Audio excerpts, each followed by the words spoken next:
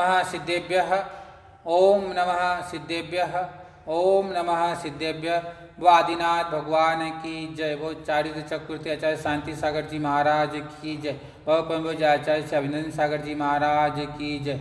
वह परम पूज्य आचार्य श्री अनुभव सागर जी महाराज की जय।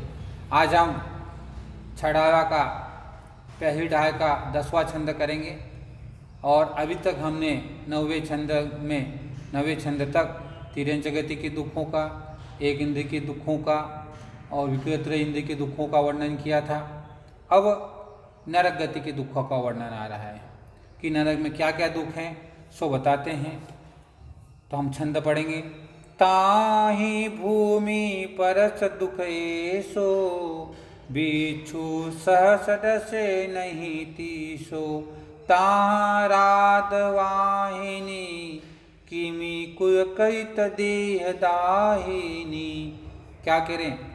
तहाँ भूमि परस दुख ऐसो, अने नरक में जन्म लेते ही वहाँ की भूमि का स्पर्श करने से इतना दुख है, वहाँ भूमि का स्पर्श करने से इतना दुख होता है कि हजारों बिच्छू एक साथ डंक मारे, उससे भी अधिक वहाँ की भूमि का स्पर्श करने से होता है।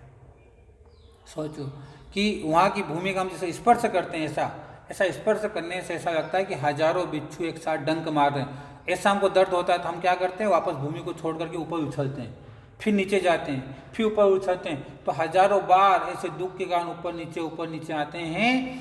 तो ऐसा एहसास होता है कि बिच्छू डंक मारा तो वापस ऊपर चले जाते हैं, फिर मारते हैं, तो ऐसा गेंद की तरह उछलता है। सोचो। और ऐसे भूमि को, ऐसे इसी पे भूमि के दुख है ये, भूमि का स्पर्श का। बाकी दुख तो बाद में बताएंगे वहाँ, और वहाँ की मिट्टी का, वहाँ के दुर्गंध का, सब मिट्टी बाद में दुख बताएंगे। पहले तो भूमि के स्पर्श का इतना दुख है कि जहाँ जाने से इतने दुख हैं, स्पर्श करने से इतने दुख हैं कि एक साथ हजारों बिच्छू डंक मारते हैं। विचार करना कि ऐसे जगह जाने से बचना हो तो मोह को छोड़ देना जिंदगी में से, अपनी दिनचर्या में से मोह को हटा देना। धर्म के जीना है, धर्म के मरना है, सकारात्मक सोच के साथ करना है, सकारात्मक सोच के साथ रहना है। ये भाव आपके जीवन में आना चाहिए। ये भाव नहीं आना चाहिए हाय काटना, मारना, संकेत करना। इन भावों को छोड़ना तो इन दुखों से बच जाएंगे। नहीं तो वहाँ स्पर्श करते ही इतने दुख भोगते हैं। तहाँ राध शोणित वाहिनी, किमि कुल कहित देह दाहिनी। और क्या कहा? उस नरक में क्या है? इतने जो मारते हैं, उस नरक में पीप, खून को बहाने वाली कीड़ों के समूह की नदी है। वहाँ पीप और खून की नदियाँ बहती है और उस पीप और खून में कीड़ों के समूह से भरी हुई है। यानी वो पीप और खून की नदी भी किनसे भरी हुई? कीड़ों से भरी हुई, जो देह को जगाने का काम करती है। देह को जगाने का काम करती है। वहाँ की नदी को वैतरणी नदी कहते हैं।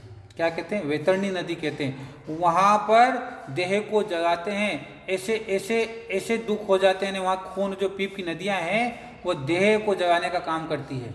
किसको जगाने का काम करती है? देह को। क्योंकि खून और पीप की नदियाँ हैं और वो कीड़े के समूह से भरती है। हम सोचते हैं कि नदी में स्नान कर जाते हैं तो वहाँ कीड़े हैं। अब वो कीड़े भी कौन है? नारकी ही कीड़े बनते, कोई अलग से कीड़े नहीं है वहाँ पर, नारकी ही कीड़े बनते हैं। सोचो आप। तो ये कहने का मतलब हो गया कि नारकी कीड़े बनते हैं। नारकी सब खून पीप वहाँ नहीं है, पर खून पीप भी सब नारकियों को ही बनना पड़ता है और ऐसे दुखों को भोगना पड़ता है। कि वहाँ ये भी शांति नहीं है कि खून की नदियाँ हैं। सोचो आप, खून की नदियाँ, खून की पीप की नदियाँ हैं और कीड़ों के समूह से भरी हुई है। और देह को, ने वो ऐसी नदी है कि जो देह को जगाने का काम करे, देह में धाव उत्पन्न करते हैं। हम देखते हैं ना, शरीर में हमारा थोड़ा सा आग जल जाती है तो कैसे वो आग भाप देह जलता है ना, शरीर ऐसा लग रहा है शरीर जल रहा है, ऐसा वो जगाने का काम करती है।